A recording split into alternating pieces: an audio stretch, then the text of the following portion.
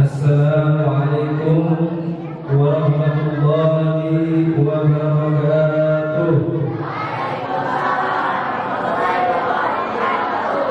Alhamdulillah wa sallallahu wa sallam ala rasulillah Muhammadin bin Abdillah wa ala alihi wa sahbihi wa man wala wa la hawla wa la quwwata illa billah. Allahumma salli wa sallim ala sayyidina Muhammad salatan taghfiru biha al-dhunub wa tusbiha biha al-qulub wa tanqadu biha al-usul wa ala alihi wa sahbihi wa man ilaihi mansub, amma ba'du. Yang kami muliakan, yang saya hormati Ustaz Wildan Sohibul Bait, begitu juga Ustaz Abah Hasan, orang-orang tua kita di sini, para RT, RW, dan para ibu-ibu yang tidak bisa saya sebutkan namanya satu persatu tanpa mengurangi rasa hormat. Kita berharap semoga dengan berkumpulnya kita di sini, kita diberikan selalu dalam keadaan sehat walafiat, selalu diberkahkan dalam kehidupannya, dan diberikan kehidupan yang mulia di dunia dan akhirat. Amin ya rabbal alamin. Sebelumnya saya ingin meminta maaf. Harusnya yang datang ke sini adalah Al-Habib Ali Zainal Abidin bin Ali Al-Ghafar. Tapi karena beliau jadwalnya padat dan sekarang beliau di Jakarta, akhirnya tadi mendadak sudah mau isya, beliau ngabarin saya suruh ganti di sini.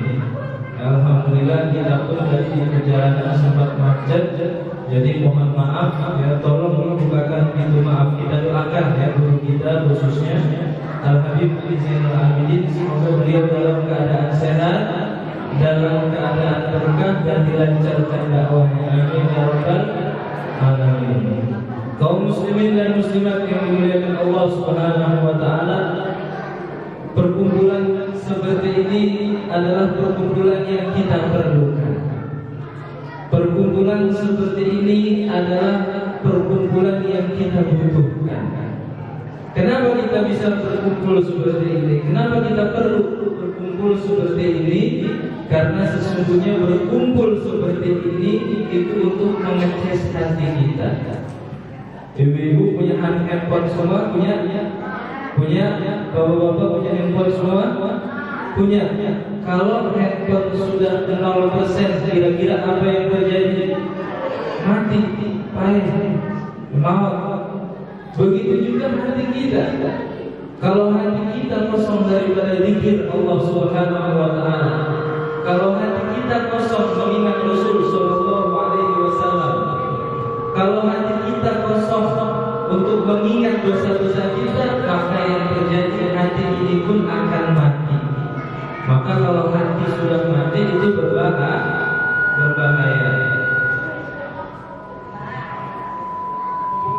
Berarti ini hidup ya. Berarti hidup. Bagus. Alhamdulillah. Hati itu yang sangat penting, karena hati itu adalah tempat di mana Allah melihat seorang hamba. Rasul sallallahu alaihi wasallam bersabda, "Inna Allah la yanzuru ila suwarikum wa la ila ajsadikum, walakin yanzuru ila qulubikum." Allah itu enggak melihat ke pakaian kita. Allah tidak melihat kepada badan kita, tapi yang Allah lihat adalah hati kita. Kalau hati kita bagus, maka insya Allah akan mudah untuk mendapatkan keberkahan.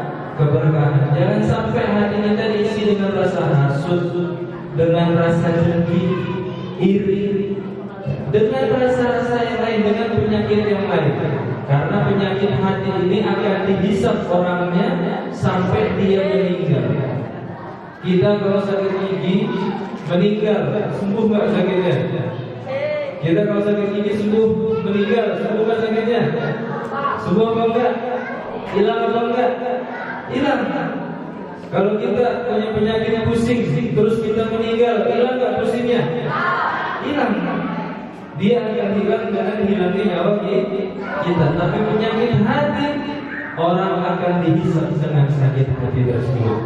Kalau dia punya iri, dia punya dengki, dia punya rasa sombong, itu akan dihisap. Maka dari itu kita hadir di majelis ini untuk membersihkan hati kita. Itu sangat penting.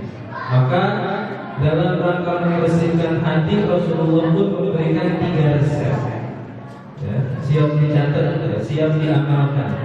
Ajarkan ini nanti kepada anak-anak kita. Apa 3 resep itu? Seorang sahabat bertanya kepada Rasulullah, "Ya Rasulullah, ayyul amali ahabbu ilallah?" Wahai Rasulullah, amal apa yang paling dicintai Allah? Jadi kalau amal ini dilaksanakan, insya Allah kita bakal dicintai oleh Allah. Kalau kita dicintai oleh Allah, berarti insya Allah hati kita bersih. Kalau hati bersih, insya Allah hidup lancar, enak. Yang pertama kata Rasulullah, as-salatu ala waqtiha. Salat tepat waktu. Anak-anak siap enggak salat tepat waktu? Siap enggak? Siap. Yakin? Ya harus. Berarti kalau enggak salat tepat waktu dihukum sama ibunya. Ya, salat tepat waktu. Ini adalah amalan yang sangat dicintai oleh Allah. Maka Allah Subhanahu wa taala 5 kali sehari memanggil kita di dalam azannya. Hayya 'alas shalah. Orang yang mau sukses salat kan jelas di dalam azan, hayya 'alal falah, menuju kesuksesan. Jadi kalau mau sukses dunia akhirat, jangan lupa salatnya. Pelajari salatnya, apa syaratnya, apa yang membatalkan salat dipelajari. Alhamdulillah kita di sini banyak guru-guru yang mengajarkan agama. Ambil ilmunya dari mereka. Kita tanyakan, Ustaz, apa aja syarat sholat? Ustaz, apa saja yang membatalkan sholat? Kita harus tahu. Ya, jadi sholat kepada sholat terhadap waktunya, sholat tepat waktu. Karena sholat ini ibadah yang sangat inti. Ketika Rasulullah SAW disuruh jihad, yang turun cuma ayat Al-Quran. Ketika Rasulullah SAW disuruh zakat, yang turun cuma ayat Al-Quran. Ketika Rasulullah SAW disuruh menegakkan hukum Islam, yang turun cuma ayat Al-Quran. Tapi ketika Rasulullah SAW disuruh untuk sholat, Allah langsung panggil melalui peristiwa Isra dan Mi'raj. Mi'raj itu naik ke langit buat diajarin caranya sholat seperti apa. Jadi sholat ini paling penting. Jangan sampai saya kasih logika seperti ini. Rukun Islam itu apa? Ada 5. Yang pertama syahadat, yang kedua sholat, yang ketiga zakat, yang keempat, yang kelima naik haji. Ini rukun Islam 5. Ini kehidupan. Haji boleh nggak kita tidak melaksanakan? Boleh kalau nggak mampu. Ya, di antara kita kan nggak semuanya mampu, maka kita berdoa semoga yang tidak mampu menjadi mampu. Andaikan haji tidak kita laksanakan, maka gugur. Zakat tidak kita laksanakan. Syarat zakat itu kan harus mampu. Nggak semua orang mampu, maka gugur kewajibannya. Selesai. Puasa, boleh orang meninggalkan puasa, boleh. Kalau dia sedang sakit, boleh tidak puasa. Kalau sedang bepergian, boleh tidak puasa. Wanita yang haid boleh tidak puasa, maka gugur kewajiban puasa. Sisa 2, sisa syahadat dan sholat. Kira-kira kalau sholat nggak ada, terlepas nggak di botol? Terlepas. Begitulah bahayanya kita meninggalkan sholat. Bisa ambruk hidup kita. Jadi kalau sisa cuma syahadat, maka akan lepas di botol. Begitulah rukun Islam. Jadi semuanya harus kita laksanakan, dan yang utama adalah sholat. Ya. Jadi siap-siap ajarkan anaknya sholat. Kalau anaknya tidak mengerjakan sholat, maka tegur dia, karena sesungguhnya nanti di hari akhir orang tua, para guru, kakek, nenek itu nanti anaknya menarik-narik dia, minta bertanggung jawabnya. Wahai ayah, wahai ibu, wahai kakek, wahai guru, dulu ya Allah orang ini tidak mengajarkan saya sholat, dia tidak menegur saya ketika sholat. Maka hati-hati. Maka dikatakan dalam riwayat tadi, as-salatu imaduddin, sholat itu tiangnya agama. Kira-kira kalau rumah nggak ada tiangnya bisa rubuh atau tidak? Rumah kalau tidak ada tiangnya rubuh atau enggak? Rubuh. Begitu juga dalam kehidupan kita, kalau nggak ada sholat bisa rubuh semuanya. Jadi siap melaksanakan sholat lima waktu. Siap. Ya, itu yang pertama, sholat pada waktunya. Yang kedua apa? Kata Rasulullah, birrul walidaini, berbakti kepada kedua orang tua. Anak-anak siap berbakti kepada orang tua? Siap? Janji ya. Habis ngaji dari sini pulang cium tangan ibunya. Siap? Jangan pernah melawan sama ibunya. Siap? Awas ya. Hati-hati. Jangan sampai terutama melawan sama orang tua. Para ulama mengatakan, barang siapa yang rezekinya pengen seperti raja, jadikan orang tuanya raja. Doakan orang tuanya. Minimal setiap habis sholat didoakan. Apa doa untuk orang tua? Apa? Doanya Rabbil firli wal walidayya warhamni warhamhuma kama rabbayani shaghira. Doakan orang tuanya, insyaallah rezeki lancar. Bagaimana Ustaz? Ya, doakan 5 waktu ya. Habis sholat doain. Kalau sudah meninggal bagaimana Ustaz? Doakan dan juga ziarah ke makamnya. Bersedekah, pahalanya tujukan untuk orang tua. Tidak masalah. Puasa, pahalanya tujukan untuk orang tua. Kalau dia mampu umroh, pahalanya tujukan untuk orang tua. Insyaallah rezeki lancar. Ya, jadi orang tua itu adalah keramat. Orang tua itu adalah jimat. Maka dari itu anak-anak di sini yang masih kecil atau yang sudah dewasa, hormati orang tua kalian. Ya, bahkan dalam Al-Quran dikatakan wala taqul lahum uffin. Kita berbicara yang menyakitkan hati orang tua saja tidak boleh. Berbicara disuruh, kalau berikan gula, nggak mau, nggak boleh. Tidak boleh. Menyakiti orang tua dengan sikap tidak boleh. Maka dari itu jadilah anak yang berbakti. Siap ya? Siap. Pokoknya habis ini cium tangan orang tua, cium kakinya. Itu bakti kita kepada orang tua. Karena orang tua ini adalah jimat kita. Ya, bahkan ada satu kisah di Yaman hidup seorang pemuda yang miskin, namanya Uwais Al-Qarni. Ketika itu Sayyidina Ali dan Sayyidina Umar disuruh datang ke beliau untuk meminta doa. Padahal Sayyidina Ali dan Sayyidina Umar ini sahabat yang sangat mulia. Datang ke Yaman dari Madinah disuruh oleh Nabi. Dicari orang yang bernama Uwais Al-Qarni. Mana yang namanya Uwais? Di sana, ya, di rumah yang kecil itu. Dia sedang mengurus perempuan dua. Itu adalah ibunya. Akhirnya singkat cerita beliau bertemu oleh Uwais Al-Qarni dan minta doa. Lalu bertanya, wahai Uwais, kenapa doa engkau ini dikabulkan? Wahai Khalifah, doa saya dikabulkan karena saya selalu berbakti kepada ibu saya. Jadi kalau mau doanya dikabulkan, berbakti kepada orang tua. Ini yang paling dicintai oleh Rasulullah. Bahkan seseorang tidak boleh berjihad berperang kecuali dengan izin orang tuanya. Jadi berbakti kepada orang tua adalah kunci daripada kehidupan ini. Yang masih ada sekarang, minta maaf kalau punya salah banyak. Doakan pokoknya biar umurnya panjang, biar sehat, biar berkah. Insyaallah hidup kita akan berkah. Itu yang kedua, berbakti kepada orang tua. Yang ketiga, yang terakhir apa? Al-jihad fi sabilillah. Berjuang di jalan Allah.